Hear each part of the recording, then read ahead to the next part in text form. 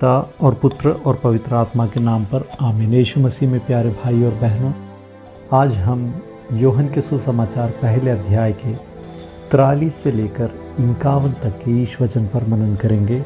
यहाँ पर हम ये देखते हैं कि ईसा मसीह शिष्यों को बुलाते हैं।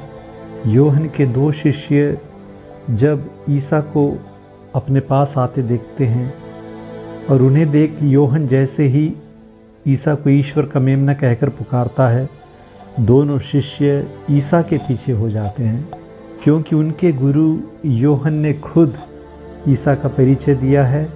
तब जब यथार्थ सत्य उनके सामने मिल गया है, सच्चे गुरु उनके सामने आ गए, तो वो ईसा के पीछे आते हैं और ईसा सबसे पहले उनसे ये पूछते हैं, क्या चाहते हो?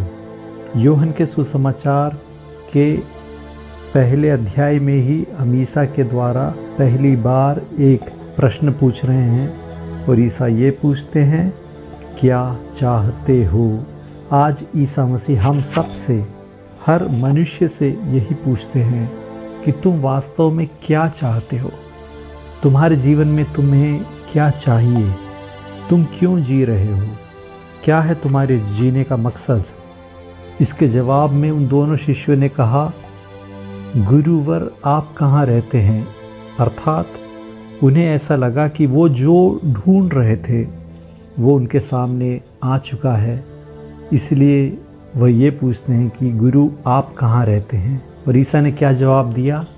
आओ और देखो। हर एक व्यक्ति जो इस जीवन में सत्य की खोज कर रहा है, जो ईश्वर की खोज कर रहा है, जो अपने जीवन का मकसद ढूंढ रहा है, उन सब से ईसा यही कहते हैं कि यदि तुम्हें सत्य के पास जाना है, यदि तुम्हें जीवन चाहिए, यदि तुम्हें ईश्वर चाहिए, यदि तुम्हें आनंद चाहिए, तो आओ और देखो, मेरे पास आओ और देखो और मेरे बन जाओ। तो इस प्रकार ईसा को यहाँ पर एक पहला शिष्य मिलता है, पेतरुस का भाई अंद्रेयस, और अंद्रेयस जाकर पेतरुस को भी बुला के लेके आता है, सिमोन के बुला के लेके आता है और ईसा उसे भी अपना शिष्य बनाते हैं। और इसके बाद के वचन आज हमने पढ़े 43 से लेकर 51 तक। वहाँ पर फिलिप ईसा को मिलता है और ईसा उससे भी कहते हैं कि मेरे पीछे चले आओ। इस प्रकार फिलिप को भी प्रभु बुलावा देते हैं। और फिलिप क्या करता है? फिलिप एक अच्छा मिशनरी था। फिलिप की खास बात यही है कि वह दूसरों को ईसा के पास लेकर आता है। और फिलिप जाकर नथानेल को बुला के लेके आता है और उसे कहता है कि जिसे हम सब ढूंढ रहे थे, हम सब यहूदी ढूंढ रहे थे, मूसा और नबियों ने जिसके विषय में कहा है, वो हमें मिल गए हैं, मसीहा हमें मिल गए हैं। लेकिन नथानिएल क्या कहता है? क्या नासरत से कोई भी अच्छी चीज़ आ सकती है? कभी कभी ऐसा होता है कि हम यदि दूसरों को ईश्वर के पास लेके आएँ, उनके जीवन में कोई अच्छाई लेके आएँ, तब भी उन्हें संदेह होता है, उन्हें शंका होती है, क्योंकि उनके मन में एक संकल्प रहता है कि वो जगह तो ऐसी अच्छी है नहीं, वो व्यक्ति तो ऐसा है। तो इस तरह के विचार हमारे मन में, प्रेजुडिसेस हमारे मन में पाल के हमें दूसरों के विषय में फैसला नहीं लेना चाहिए। तो फिलिप नथानेल से कहता है कि यदि तुम्हें ऐसा संदेह है तो एक काम करो, आओ और स्वयं देख लो। ईसा ने जो फिलिप से कहा, ईसा ने जो अंद्रेयस से कहा, वही फिलिप अभी नथानेल से कहता है कि आओ और स्वयं देख लो। हमें गलत फहमी का शिकार नहीं होना चाहिए।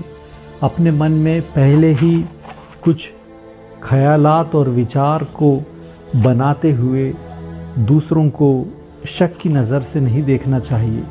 हमारे विश्वास के जीवन में भी हो सकता है बहुत सी शंकाएं हमारे मन में आए, लेकिन आज ईसा मसीह हमसे कह रहे हैं कि तुम दूसरों की बातों को छोड़ो, तुम ये खुद फैसला करो कि तुम मेरे बारे में क्या सोचते हो। यदि तुम मुझे जानना चाहते हो, मुझे समझना चाहते हो, तो आओ मेरे पास आओ, मेरे पास आकर बैठो, मुझे सुनो, मुझसे बात करो और खुद अपनी आँखों से परख लो, खुद मुझे देखो और समझो। अब नथानेल भी फिलिप के साथ ईसा के पास आता है और उसे देखकर ईसा बोलते हैं कि इसमें कोई भी कपट नहीं है, कोई भी छल नहीं है, कि एक सच्चा इस्राएली है। और तब ये सुनकर नथानेल हैरान हो जाता है, अचंभित हो जाता है कि आप मुझे कैसे जानते हो गुरु। तब ईसा मसीह ने उनसे ऐसी बात कही जिससे शायद नथानेल के जीवन में बहुत बड़ा संबंध था। ईसा ने कहा कि मैंने तुम्हें अंजीर के पेड़ के नीचे देखा। इसके दो अर्थ हैं। पहला अर्थ पुराने नियम में मीकाह नबी के ग्रंथ 4 अध्याय के 4 वाक्य में हम ये देखते हैं कि सब लोग अपने अपने अंगूर और अंजीर के पेड़ के नीचे शांति पूर्वक बैठेंगे, क्योंकि विश्वमंडल के प्रभु ने स्वयं यह कहा है। यह मसीहा के आते समय, जब मसीहा एक राज्य स्थापित करेंगे दाऊद का, कभी ख़त्म नहीं होने वाला बड़ा साम्राज्य स्थापित करेगा मसीहा, तब सब जगह शांति फैल जाएगी। इस्राएली शांति पूर्वक अंजीर के नीचे चैन से बैठेंगे। तो इसे सुनकर नथानेल को पक्का यकीन हो जाता है कि वास्तव में ईसा मसीह हैं, वे राजा हैं जिनका इंतज़ार सदियों से किया जा रहा है और ये इस्राएल का एक राज्य बनाएंगे। इसीलिए नथानेल कहता है, गुरुवर आप ईश्वर के पुत्र हैं, आप इस्राएल के राजा हैं।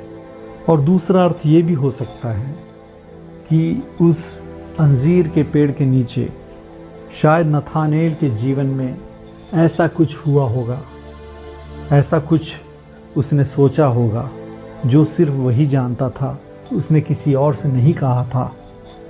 और ईसा मसीह ने उस बात को जान लिया, भांप लिया, उसके दिल में, उसकी आत्मा में, उसके मन में क्या है, वह क्या चाहता है, क्या सपना वो देख रहा है। शायद वो परेशान रहा होगा, शायद उसने अकेलापन महसूस किया होगा, शायद उसके जीवन में कुछ निराशा आई होगी। लेकिन ईसा मसीह ने जब ये कहा कि मैंने तुझे अंजीर के पेड़ के नीचे देखा, तब नथानेल को लगा कि ईश्वर ने मुझे देखा, ऐसे समय पर देखा जब मैं परेशान था, ऐसे समय पर मुझे भांपा और देखा जब मैं सोच रहा था कि मैं बिल्कुल अकेला हूँ, मेरे जीवन में कोई नहीं है। मेरा वो सपना, मेरी मंशा, मेरी इच्छा, सब कुछ जानने वाला ईश्वर आज मेरे सामने खड़ा है। नथानेल को शायद ऐसा एहसास हुआ, इसलिए उसने कहा, गुरुवर आप ईश्वर के पुत्र हैं। और ईसा मसीह ने क्या कहा, तुम इससे भी बड़ी बातें देखोगे। मैं तुमसे ये कहता हूँ, तुम स्वर्ग को खुला हुआ और ईश्वर के दूतों को मानव पुत्र के ऊपर उतरते चढ़ते हुए देखोगे। नथानेल को ईसा मसीह एक बड़ा सपना देखते हैं, एक बड़ा सपना देते हुए कहते हैं कि इससे भी बड़ी बातें तुम्हारे लिए मैंने तैयार की। दुनिया की बातें छोड़ो, इस्राएल का राज्य जिसका सपना तुमने देखा था कि मसीहा यहाँ पर इस्राएल का राज्य बनाएंगे, उससे भी बड़ा सपना है ईश्वर का। ईश्वर इस्राएल के राज्य की नहीं, ईश्वर के राज्य की बात कर रहे हैं। ऐसा राज्य जिसमें ना केवल इस्राएली, हर एक इंसान होगा, जहाँ पर ईश्वर एक राजा होगा और सब ईश्वर की प्रजा होंगे। ऐसा एक ईश्वर का राज्य जो स्वर्ग में है, जिस स्वर्ग के लिए, जिस राज्य के लिए ईश्वर ने हम सबको बनाया है। मैं तुम्हें वहाँ ले जाऊँगा, तुम सबको वहाँ पे लेके आऊँगा। एक बड़ा सपना ईसा मसीह देते हैं।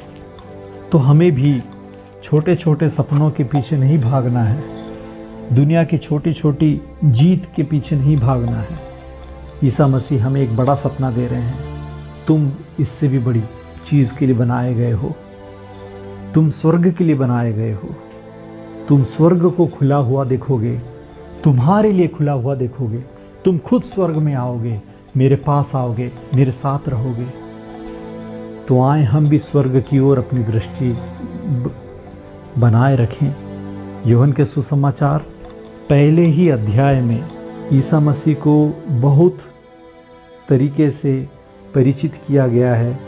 यूहन्ना कहते हैं कि वे ईश्वर का मेमना है, और 34वें वाक्य में यूहन्ना कहता है कि वे ईश्वर के पुत्र हैं। नथानेल भी कहते हैं कि वे ईश्वर के पुत्र हैं। और नथानेल के अलावा अंद्रयास ने उन्हें रब्बी कहकर पुकारा और मसीहा कहकर पुकारा। 45वें वाक्य में फिलिप ईसा के बारे में कहता है कि मूसा और पुराने नियम के नबियों ने ईसा के विषय में जो कहा है वह पूरा हो रहा है। और 49वें वाक्य में नथानेल ईसा मसीह को इस्राएल के राजा कहकर पुकारते हैं। तो इतने सारे टाइटल्स ईसा मसीह के विषय में हम यहाँ पर देखते हैं। और ईसा मसीह खुद एक दानियल की पुस्तक के 7वें अध्याय में मानव पुत्र के स्वर्ग से आने की बात करते हुए ये दर्शाते हैं कि वे वास्तव में ईश्वर हैं और मनुष्य हैं। वो वास्तव में क्या है, इसे समझने की कोशिश हम करें।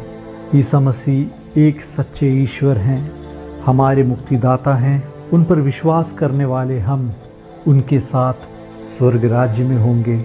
इस विश्वास से हम जिएं। और ईसा मसीह हमसे आज पूछ रहे हैं कि तुम क्या चाहते हो। हमें ये पूछना है कि प्रभु आप कहाँ रहते हो। और प्रभु हमसे कहते हैं कि आओ और स्वयं देख लो। आए हम ईसा के पास आएं और स्वयं देखें और दूसरों को भी ईसा मसीह के पास लेके आएं। जिस प्रकार अंद्रयास ने सीमोन को लाया, फिलिप ने नथानेल को लाया। ईश्वर आपको अनुग्रहित करे।